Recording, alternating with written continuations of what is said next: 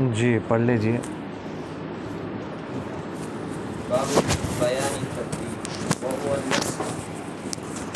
अन्नस्ख फी हक़्क़ि साहिब अश-शरअ बयान लिमुद्दत al-hukm al-mutlaq alladhi kana ma'luman 'inda Allah ta'ala illa annahu ta'ala atlaqahu fasara zahiruhu al-baqa'u fi haqqi al-bashar फसार ज़ाहिरुहु al-baqa'u बक़ाअ। ظاهر البقاء في حق البشر فكان تبديلا في حقنا بيانا محضا في حق صاحب الشرع وهو كالقتل فإنه بيان محض للأجل في حق صاحب الشرع وتغيير وتبديل في حق القاتل ومحله حكم يكون في نفسه مكتملا للوجود والعدم ولم يلتحق به ما ينافس نسخ من توقيت أو تأبيد ثبت نصا كما في قوله تعالى خالدين فيها أبدا أو دلالة كسائر الشرائع التي قبض عليها رسول الله صلى الله عليه وسلم والشرط التمكن من عقد القلب عندنا دون التمكن من الفعل خلافا للمعتزلة ولا خلاف بين الجمهور أن القياس لا يصلح ناسخا وكذلك الإجماع عند أكثرهم لأن الإجماع عبارة عن اجتماع الآراء ولا مدخل للرأي في معرفة نهاية وقت الحسن والقوة في الشيء عند الله تعالى حسن والقبح जी। الحسن والقبح في الشيء عند الله تعالى बिस्मिल्लाहिर्रहमानिर्रहीम। अल्लाहुम्मा सल्लि अला मुहम्मदिन बिअदद मन सल्ला अलैहि व सल्लि अला मुहम्मदिन बिअदद मन लम युसल्लि अलैहि व सल्लि अला मुहम्मदिन कमा अमरता बिस्सलाति अलैहि व सल्लि अला मुहम्मदिन कमा तुहिब्बु अन युसल्ला अलैहि व सल्लि अला मुहम्मदिन कमा यंबग़ी अन युसल्ला अलैहि। बाबु बयान तब्दील व हुवा नस्ख। ये बाब है बयान तब्दील के बारे में और इसी को नस्ख कहते हैं। अन्नस्ख़ फ़ी हक़्क़ि साहिब शरअ, नस्ख़ साहिब शरअ के हक़ में बयान है मुतलक़ हुक्म की मुद्दत। ऐसा मुतलक़ हुक्म जो मालूम होता है अल्लाह ताला के यहाँ, मगर अल्लाह ताला ने उसको मुतलक़ छोड़ा हुआ है। फसारा ज़ाहिरुहु, बस उसका ज़ाहिर जो है ना वो होता है बाकी, बका, बाकी रहने उसने बशर के हक़ में। आवाज़ नहीं आ रही जी। फ़काना तब्दीलन फ़ी हक़्क़िना, बस हमारे यहाँ हमारे हक़ में तब्दीली है। बयान महज़न फ़ी हक़्क़ि साहिब शरअ, साहिब शरअ के हक़ में बयान महज़ है। वो जैसे कत्ल की तरह, बस वो बयान महज़ है मुद्दत की साहिब शरअ के हक़ में, और तग़यीर तब्दीली है कातिल के हक़ में। और महल्लुहु, और नस्ख़ का महल जो है हुक्मुन, ऐसा हुक्म हो यकूनु फ़ी नफ्स, जो बज़ात ख़ुद जो है ना एहतिमाल रखने वाला वजूद और आदम का, और ना मिली हुई उसे ऐसी चीज़ जो नस्ख़ के मुनाफ़ी हो, तौक़ीत में से या ताबीद में से जो नस्ख़ से साबित, जैसा कि अल्लाह ताला के कौल में है कि हमेशा हमेशा रहने वाले होंगे उसमें, या दलालतन, जैसे तमाम वो शरई अहकाम जिन पर आप सल्लल्लाहु अलैहि वसल्लम का विसाल हुआ है मुबारक। और शर्त नस्ख़ की वो अत्तमक्कुन मिन अक़दिल क़ल्ब इंद, वो है कुदरत का होना है क़ल्बी अक़ीदा रखना है कि कुदरत का होना हमारे यहाँ, ना कि बिलफ़िल कुदरत का हासिल होना। मुअतज़िला में इख्तिलाफ़ करते हैं।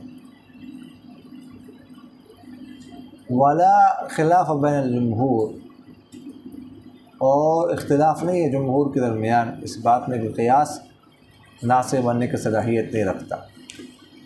वकज़ालिकल इजमा इंद अक्सर, इस तरह अक्सर फ़ुक़हा के यहाँ इजमा भी नासिब बनने की सलाहियत नहीं रखता। लिअन्नल इजमा, इसलिए कि इजमा जो है एक तो इबारत है आरा के मुश्तमिल होने से, और कोई दखल नहीं है राय को किसी हुस्न के अक़ुबो के वक्त की नहायत के मारिफत में किसी भी चीज़ में अल्लाह ताला के यहाँ। अच्छा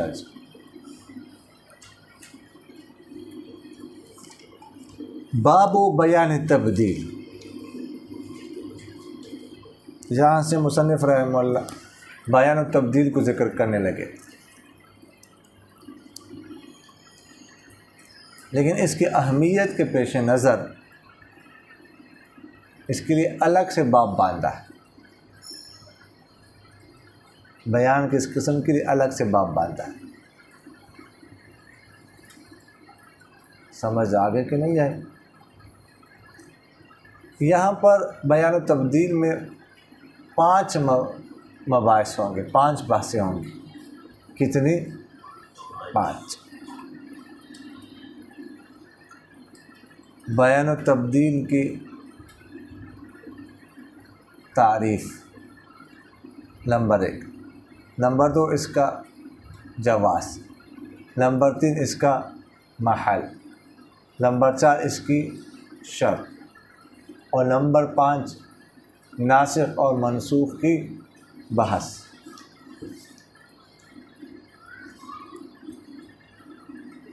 तो पहली चीज़ क्या है? बयान तब्दील की तारीफ़। फरमाते हैं कि बयान तब्दील जो है ये नसख़ है, क्योंकि बयान तब्दील और नसख़ एक चीज़। समझ आ रही कि नहीं आ रही? अब नसख़ जो है, नसख़ इसको लुग़त में 2 माने हैं। कितने माने हैं? 2 माने। नंबर 1 किसी चीज़ को ज़ाइल करना, मादूम करना, ख़त्म करना। नंबर 2 किसी चीज़ को एक जगह से दूसरी जगह की तरफ मुंतकिल कर।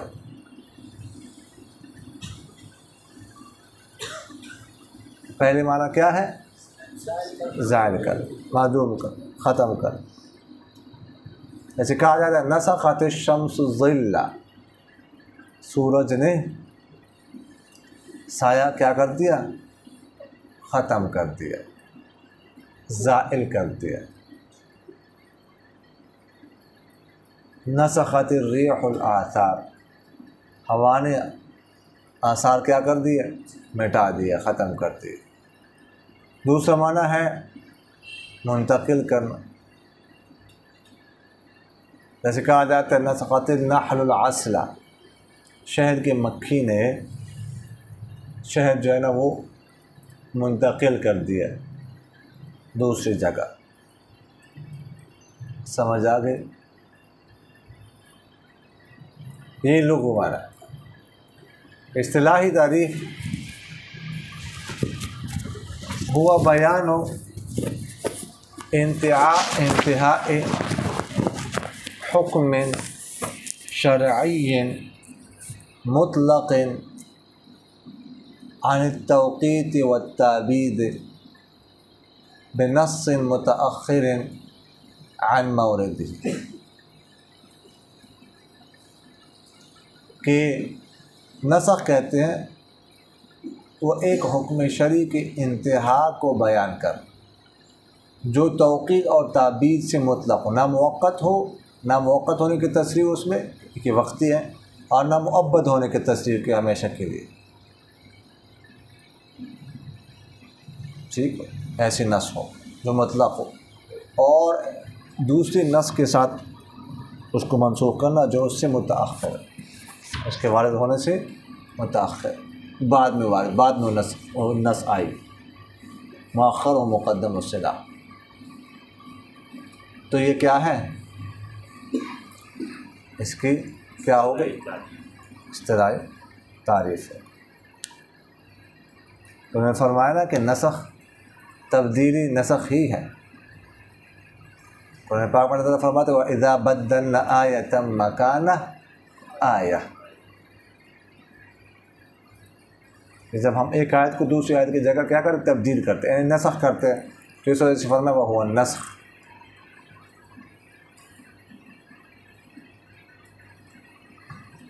समझ आ रही कि नहीं आ रही? दूसरी चीज़ इसका जवाज़ है। इसका जवाब ज़ाहिर होने की वजह से मुसन्निफ़ रहमहुल्लाह ने उसको ज़िक्र नहीं किया कि नस्ख जायज़ है, इतना वाज़ेह है। सब क्या जायज़ है सिवाय यहूद के। यहूद कहते हैं, यहूद बेबहबूद, वो कहते हैं कि किताबुल्लाह में, अल्लाह की किताब में नस्ख नहीं हो सकता। अच्छा, जिन तलबा ने आज कॉन्फ्रेंस ख़त्म नबूवत कॉन्फ्रेंस पे करने ना ड्यूटी, असर की नमाज तक वहाँ पहुँचने की कोशिश करें, जल्दी पहुँचे, ठीक है। वहाँ फ़ौरन काम असर के बाद शुरू होगा, लेट नहीं होना, जल्दी पहुँचे। पार्किंग ठीक है, मोटरसाइकिल पार्किंग।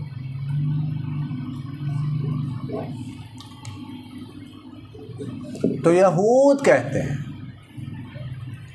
कि अल्लाह की किताब में नस्ख नहीं हो सकता। वो कहते हैं कि अल्लाह की किताब में नस्ख हो जाए तो इसका मतलब है कि पहले जो हुक्म नाजिल हुआ था वो गलत था, वो ठीक नहीं था, अब दूसरा हुक्म नाजिल हुआ। इसका मतलब है कि अल्लाह ताला से गलती हो कि पहले गलत हुक्म नाजिल किया था, अब दुरुस्त हुक्म नाजिल कर दिया। हालांकि नस्ख का मतलब ये नहीं होता, उन्होंने नस्ख का मतलब गलत समझा हुआ। समझ आ रही कि नहीं आ रही? नस्ख का मतलब ये नहीं कि पहला हुक्म गलत है ये सही है। नस्ख का मतलब ये होता है कि पहले हालात के पेश नज़र अब तक के जो हालात थे उसके लिए वो हुक्म मुनासिब था, अब ये हुक्म मुनासिब।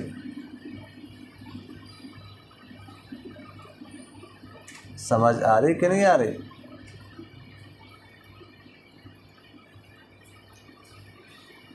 तबीब के पास, डॉक्टर के पास कोई शख्स जाता है,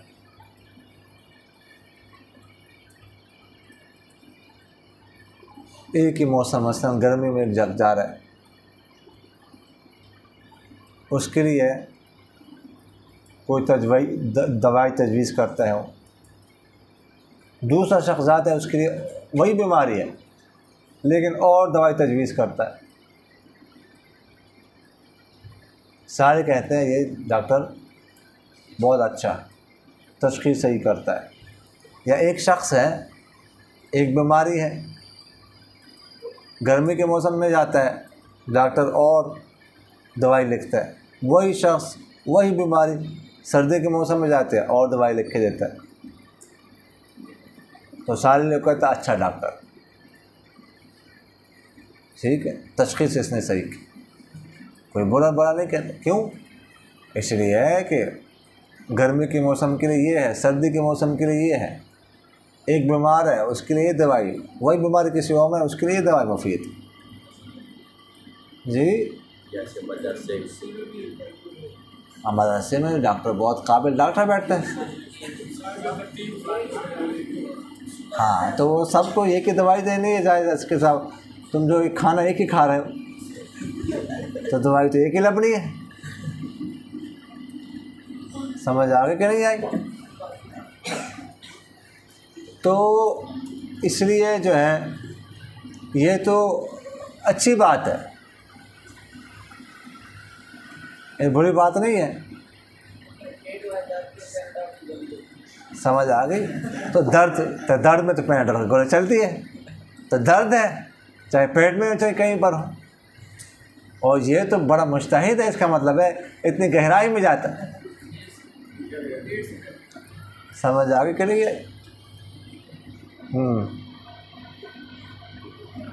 तो खैर ये हो गई बहस जो है जनाब वाला जवाज़ के हवाले से। अब ज़रा इधर देख लीजिए, कुरान पाक का नस्ख को कुरान पाक से भी साबित है और हदीस से भी साबित है। कुरान पाक में अल्लाह ताला फरमाते हैं अऊज़ु बिल्लाहि मिनश शैतानिर रजीम मा नंसख मिन आयतिन औ नुनसिहा नअति बिहा खैरन औ नअति बिखैर मिन्हा औ मिस्लिहा, कि हम जो आयत मनसूख करते तो क्या कर उसके बदले में वो उससे बेहतर है वो जैसे दूसरी आता है। समझ आ गई कि नहीं है? अच्छा, ये मा ननसख क्यों है? ये तो मा ननसखो होना चाहिए था। मा ननसख क्यों? हाँ, क्या है? जवाब अमर किधर है? जवाब अमर किधर? और आगे नअति बिखैर मिन्हा, नअति होना चाहिए था, नअति बिखैर मिन्हा, नअति क्यों? यानी मुज़ारे मरफू होना चाहिए था, मज़ूम क्यों? आगे जाके इसी रुकू में आगे जाके वमा तुक़द्दिमू लिअन्फुसिकुम मिन खैरिन तजिदूहु इंदल्लाह, तो वमा तुक़द्दिमू क्यों है? वमा तुक़द्दिमूना होना चाहिए था, तजिदूहु क्यों है? तजिदूनहु होना चाहिए था। हाँ, कि मार मार चावल मार। हाँ, अल्लाह ने किया। ग्रामर्स में क्या है जी? जी,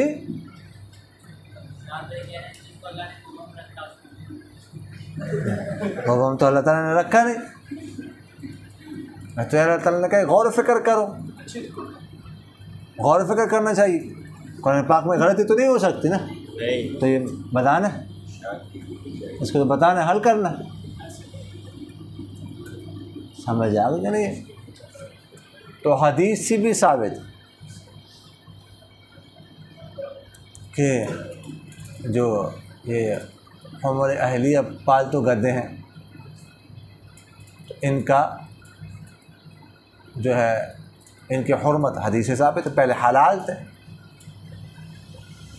उस ज़माने में, ये होटल नहीं बने लाहौर के, ये तरनोल के, उसके बाद हराम हो गए। समझ आ गई कि नहीं है? तो उन्हें खाया कि नहीं उसका पुलाव? हाँ सही 10। अच्छा जी, तो फरमाते अन्नस्ख़ फ़ी हक़ साहिब शरा, साहिब शरा के हक़ में नस्ख़ जो है ना, वो तो मुतलक़ हुक्म की मुद्दत को बयान करने का नाम है, जो मालूम होता है अल्लाह के यहाँ, मगर अल्लाह ताला ने उसको मुतलक़ छोड़ा होता है, तो बशर के इंसान के हक़ में वो क्या है, उसके बाकी रहना है। यानी ये जो नस्ख़ है, अल्लाह ताला को तो पहले से मालूम था कि इतनी देर तक मैंने ये हुक्म नाजिल करना है, उसके बाद फिर वो मनसूख करके ये करना है। अल्लाह के इल्म में तो था, तो अल्लाह के इल्म में तो कोई तब्दीली नहीं है, अल्लाह के इल्म में तो बयान महज़ है, अलबत्ता हमारे इल्म में नहीं था। तो हाँ, हमारे इल्म में गोया कि तब्दीली है, ये तग़यीर है। समझ आ गई कि नहीं है? हम तो ये समझ रहे थे कि हुक्म हमेशा के लिए होगा, हमें तो पता नहीं, तो क्या उसको उंगल दे रहे हैं? हाँ, तो भी गिरी, इसको पता ही नहीं, तो पीछे से तो दे रहा है, अपन तो क्या दे रहा है पीछे से?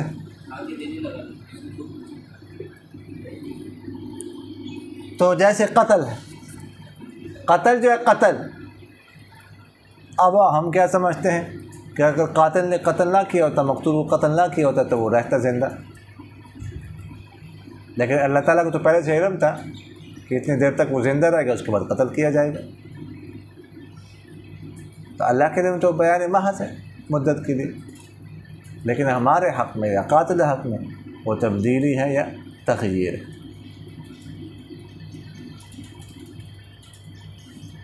समझ आ रही कि नहीं आ रही? अच्छा जी,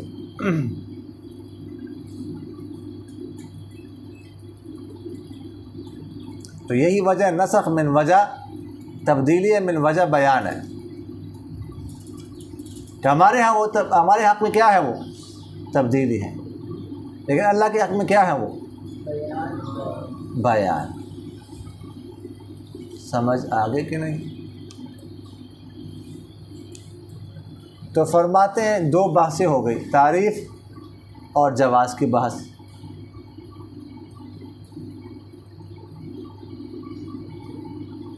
तीसरी बात व महल्लुहु,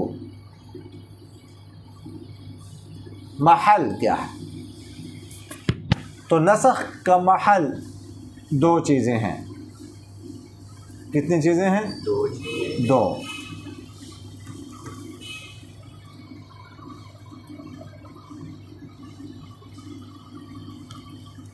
पहली चीज़ तो ये है कि नसख जो है वो आदम और वजूद दोनों का इस्तेमाल रखे। यानी जिस चीज़ को मनसूख किया जाए उसमें आदम और वजूद दोनों का इस्तेमाल। अगर वजूद का इस्तेमाल ही नहीं है, जैसे कि कुफर, तो उसमें नसख नहीं हो सकता। ये नहीं हो सकता कुफर मनसूख हो जाए, ठीक है ना, कि बस कुफर लाना जायज़ हो जाए, ना लाने का जो कोई मनसूख हो जाए, या उसमें आदम का इस्तेमाल ही ना हो। जैसे ईमान, ये भी नहीं हो सकता कि ईमान लाने का हुक्म मनसूख हो जाए। तो पहली चीज़ ये है महल में कि आदम और वजूद दोनों का इस्तेमाल। दूसरी चीज़ ये है कि इसको मनसूख किया जाए, उसको कोई मुनाफी नसख चीज़ लाहिक ना हो। समझ आ गई? और मुनाफी नसख तीन चीज़ें हैं। कितनी चीज़ें हैं? तीन।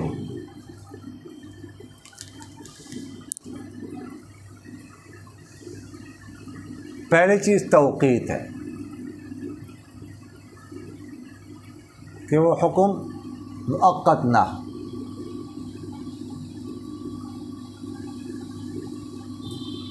अगर मुअक्कत होगा तो उसमें नसख नहीं होगा, पहले से मुअक्कत है, बस अपने वक्त में ख़त्म हो जाए। जैसे कुरान पाक में अल्लाह ताला फरमाते हैं फ़अम्सिकूहुन्ना फ़िल बुयूति हत्ता यतवफ़्फ़ाहुन्नल मौत औ यजअल अल्लाहु लहुन्ना सबीला, कि तुम उनको रोक के रखो घरों में यहाँ तक कि अल्लाह उनको मौत आ जाए, या अल्लाह ताला उनके लिए कोई रास्ता निकाले।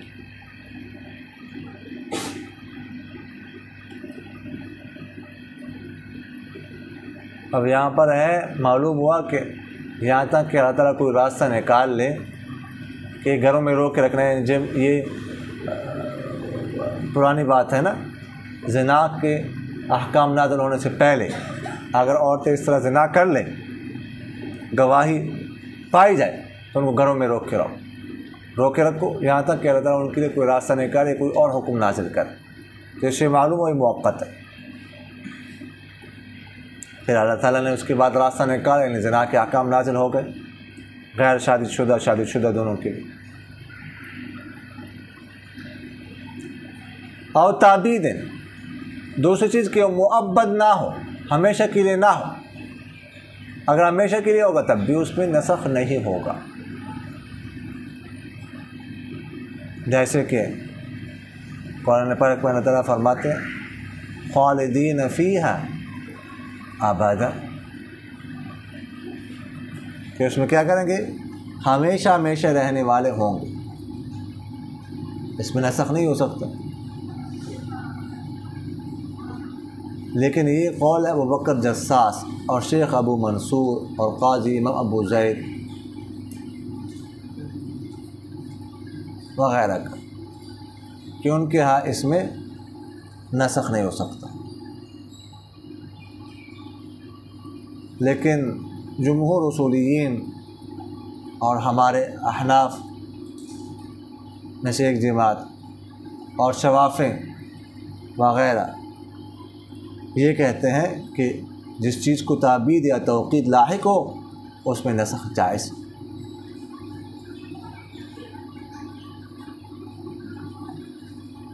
अच्छा, खालिदीन फ़ी अबदा, इस पर बाज़ हज़रात ने इतराज़ किया। मसलन जिसकी शरह है हुसामी की नामी, तो साहिब नामी ने इस पर इतराज़ किया कि खालिदीन फ़ी अबदा, ये मिसाल देना दुरुस्त नहीं है, इसलिए कि ये तो मिसाल अखबार के कबील से है। समझ आ गई ना? और अखबार में तो नसख नहीं होता, इसलिए ये मिसाल देना दुरुस्त नहीं। बाद हज़रात ने फिर इस पर इतराज़ किया कि नहीं, ये इसकी एक हैसियत अखबार के कबील से है और एक हैसियत अहकाम के कबील से भी है, तो अहकाम के कबील से माने फिर ये मिसाल देना दुरुस्त है। इसी वजह से चूँकि इसमें इस मिसाल पर इतराज़ है, बाद हज़रात ने ये मिसाल दी है, वला तक़बलू लहुम शहादतन अबद,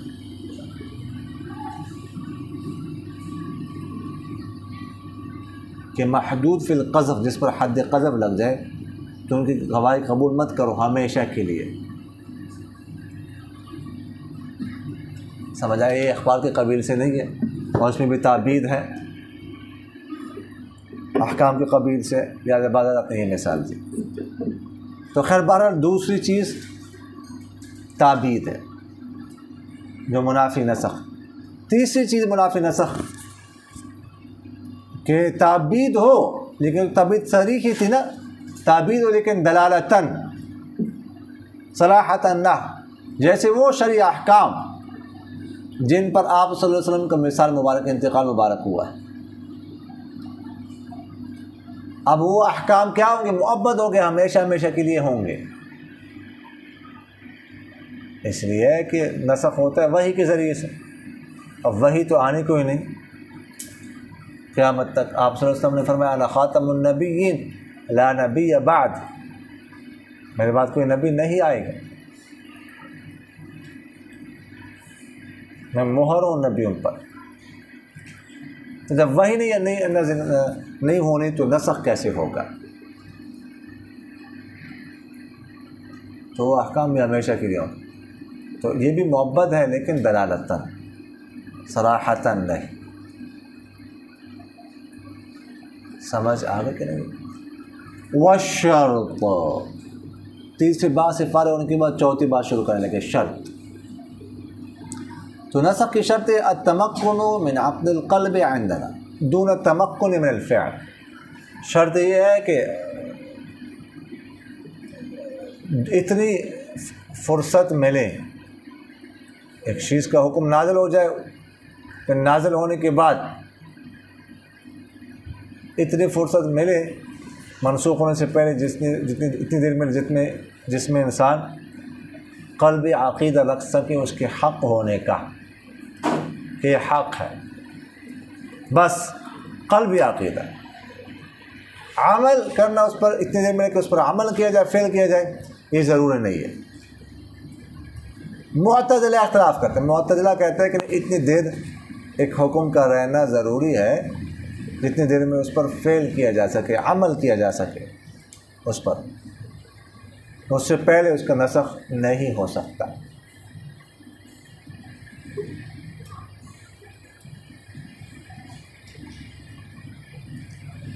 वो कहते हैं अगर ऐसा हो जाए तो ये इज्तिमा हुस्न और क़ुर्ब लाज़िम आएगा, यानी कुदरत से पहले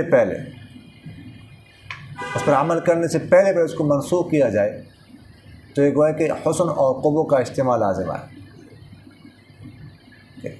कि एक ही वक्त में एक ही चीज़ में हुस्न और क़ुर्ब लाज़िम आएगा। कैसे? मसलन का ये काम करो, फिर उसी वक्त कह दिया कि ना करो, तो पहले कहा करो तो इसका मतलब है वो हसन है, फिर कहा ना करो तो इसका मतलब है कभी है। हुस्न और क़ुर्ब का इस्तेमाल लाज़िम है। ऐसे वो कहते हैं किसी कहा कि सल्लू आइंदा सल्लू क़ब्ल ग़ुरूब शम्स, ठीक है, मिन हाज़ल यौम रकाअतैन, कि तुम इस आज के दिन ग़ुरूब शम्स से पहले 2 रकातें पढ़। फिर कहा ला तुसल्लू क़ब्ल ग़ुरूब शम्स मिन हाज़ल यौम रकाअतैन, फिर कहा ना पढ़। तो गोया कि हुस्न और क़ुब्ह का इस्तेमाल लाज़िम आएगा। हम कहते हैं कि देखो जो अक़ीदा क़ल्बी है ना वो असल है, अमल असल नहीं है। अक़ीदा क़ल्बी अमल के बगैर इबादत बन सकता है, लेकिन अमल अक़ीदा क़ल्बी के बगैर इबादत नहीं बन सकता। इसी वजह से एक रिवायत में नियतुल मुमिन खैरुम मिन अमलिही, कि मोमिन की नीयत उसके अमल से बेहतर है। और हम इस्तिदलाल करते हैं मेराज की शब नमाज के हुक्म से, कि 50 नमाज़ों का हुक्म नाजिल हुआ था ना, फिर 45 मनसूख हो गए, 5 बाकी रह गए, तो मनसूख हो गए पर किसी ने भी अमल नहीं किया था। तो इसलिए मुअतज़िला हम सब कहते हैं कि अगर अमल करना ज़रूरी होता तो फिर वो मनसूख ना होते। समझ आ रही कि नहीं आ रही? वो पर हम पर इतराज़ करते हैं कि जनाब वाला यहाँ पर तो आपका ज़ाब्ता भी टूट रहा है, कि यहाँ पर तो एतिक़ाद, जो क़ल्ब एतिक़ाद अक़ीदा है वो भी नहीं पाया गया, क्योंकि दुनिया तक तो पहुँची नहीं वो, तो लोगों ने तो एतिक़ाद रखा ही नहीं। तो आपके यहाँ भी कम से कम क़ल्ब एतिक़ाद तो ज़रूरी है कि वो पाया जाए, वो भी नहीं पाया गया। यहाँ पर तो आपका ज़ाब्ता भी टूट रहा है। तो इसका जवाब हम देते हैं कि एतिक़ाद तो पाया गया है, और सब की तरफ से एतिक़ाद पाया जाना ज़रूरी नहीं है, एक आध की तरफ से पाया जाए वो भी काफ़ी है। तो आप सल्लल्लाहु अलैहि वसल्लम की तरफ से तो पाया गया, तो वो मुकल्लफ़ीन में क्या है शामिल, तो बस ये काफ़ी है। समझ आ गई कि नहीं आई? तो फरमाते वला खिलाफ बैनल जुमहूर अन्नल क़ियास ला यस्लुहु नासिखा। अब यहाँ से 5वीं बहस शुरू करने लगे हैं, नासिख और मनसूख की बहस। समझ आ रही कि नहीं आ रही? तो फरमाते जुमहूर के इस बात में कोई इख्तिलाफ नहीं कि क़ियास नासिख नहीं बन सकता। जुमहूर हज़रत फरमाते हैं कि क़ियास नासिख ना कुरान के लिए बन सकते हैं ना सुन्नत के लिए। कुरान सुन्नत के लिए तो इसलिए नहीं बन सकता कि वो कवी हैं और ये ज़ाइफ़ है, और ज़ाइफ़ कवी के लिए नासिख नहीं बन सकता।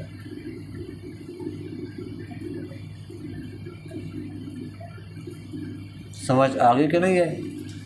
एक बात तो ये, और दूसरी बात ये है कि सहाबा ने क़ियास को तर्क किया है, कुरान और सुन्नत को मुक़द्दम किया है, सुन्नत से की वजह से क़ियास को तर्क किया। जैसे हज़रत अली ने कहा लौ कान दीनु बिर्रई लकान बातिनुल खुफ़्फ़ि औला बिल मस्हि मिन ज़ाहिरि लेकिन रअयतु रसूलुल्लाह सल्लल्लाहु अलैहि वसल्लम यमसहु अला ज़ाहिरिल खुफ़्फ़ दून बातिन। कि अगर दीन अक़ल पर होता, राय पर होता, तो मोज़े की जो निचली साइड है ना वो उस पर मसा करना औला होता ऊपर वाली साइड से, क्योंकि अगर कोई गंद वगैरह लगता है तो नीचे लगता है, ऊपर तो नहीं लगता ना, तो नीचे मसा करना चाहिए था। लेकिन आप सल्लल्लाहु को मैंने करते देखा, ऊपर से मसा करते देखे, तो इसलिए ऊपर से, तो इसलिए अक़ल नहीं चली। समझ आ? और इजमा के लिए भी क़ियास नासिख नहीं बन सकते, इसलिए कि इजमा भी किताबुल्लाह और सुन्नत के माना में होता है, और क़ियास के लिए भी नसख नहीं बन सकता। समझ आ गई कि नहीं? इसलिए कि नसख तारुज़ की फ़रा है,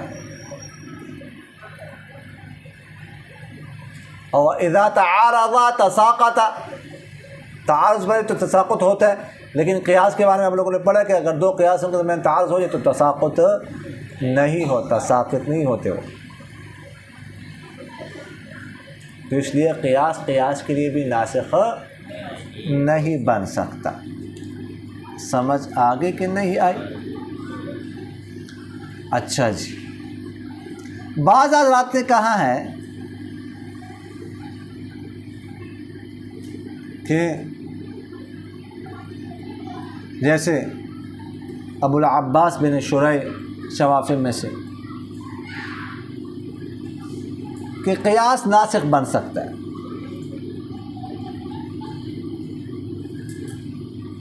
वो कहता है कि नसख जो है ना ये तखसीस की तरह है।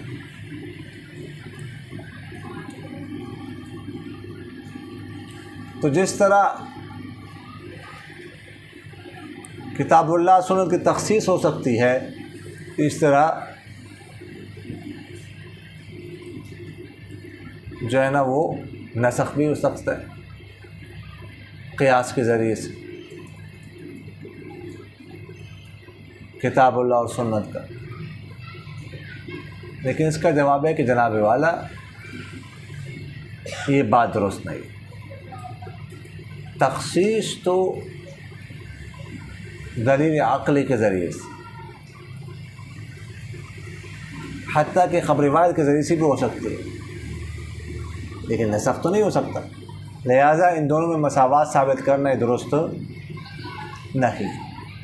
बाज़ हज़रात ने, जैसे अबुल क़ासिम अल अनमाती ने कहा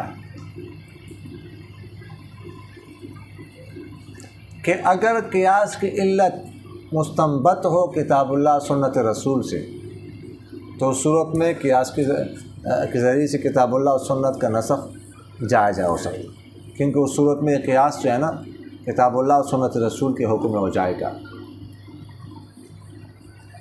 लेकिन ये बात भी दुरुस्त नहीं है, इसलिए कि जो इल्लत निकाली गई है किताबुल्लाह और सुन्नत रसूल से, वो इल्लत यकीनी नहीं है, जबकि किताबुल्लाह और सुन्नत रसूल ख़ुद क्या है, यकीनी है। समझ आ गई कि नहीं है? और इस तरह इजमा जो है ना ये भी नासिख नहीं बन सकता। समझ आ गई? किताबुल्लाह और सुन्नत रसूल के लिए, इसलिए कि फरमाते हैं कि इजमा कैसे कहते हैं, इबारतुन अन इज्तिमाइल आरा, इजमा इबारत है आरा के इज्तिमा। उसमें क्या होता है, बहुत सारे लोग जमा होते हैं, एक फुक़हा जमा होते हैं, अपनी अपनी राय देते हैं, तो ये तो सिर्फ इज्तिमा आरा का नाम है। और फरमाते हैं कि किसी भी हुक्म के हुस्न और क़ुबू को बयान करने में राय को कोई दखल नहीं, कि राय से किसी चीज़ का हुस्न या क़ुबू बयान किया जाए। समझ आ गई कि नहीं है? इसलिए इजमा भी नहीं बन सकता इसके लिए। लेकिन ईसा इब्न अबान और बाद मुअतज़िला कहते हैं कि इजमा नासिख बन सकता है किताबुल्लाह और सुन्नत रसूल के लिए। ये हज़रत फरमाते हैं ना कि ज़कात के 8 मसारिफ़ हैं, इन्नमा सदक़ातु लिल-फ़ुक़रा वल-मसाकीन वल-आमिलीन अलैहा वल-मुअल्लफ़ति क़ुलूब व फ़ी रिक़ाब वल-गारिमीन व फ़ी सबीलिल्लाह व इब्न सबील। तो इन्नमा सदक़ातु लिल-फ़ुक़रा वल-मसाकीन वल-आमिलीन अलैहा वल-मुअल्लफ़ति क़ुलूब। शुरू में इब्तिदाई इस्लाम तालीफ़ क़ल्ब के लिए ज़कात दी जाती थी। फिर उसके बाद अबू बकर सिद्दीक़ रज़ियल्लाहु अन्हु के ज़माने में ये क्या हो गया, ये इसको मनसूख कर दिया, अब तालीफ़ क़ल्ब के लिए ज़कात नहीं दी जाती। तो वो कहता है ये इजमा के ज़रिए से तो हुआ है, लिहाज़ा इजमा किताबुल्लाह के नासिख बन सकता है।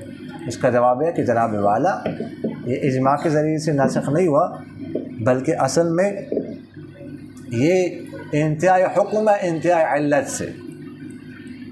पहले शुरू में मुसलमान कमज़ोर थे, इसलिए तालीफ़ क़ल्ब के लिए ज़कात दी जाती थी। फिर मुसलमान कवी हो गए, ये इल्लत जो थी ये ख़त्म हो गई, इसलिए बाद में फिर जो तालीफ़ क़ल्ब के लिए ज़कात दी जाती थी वो देना बंद कर दी गई। समझ आ गई कि नहीं आई? वमा अलैना इल्लल बलाग।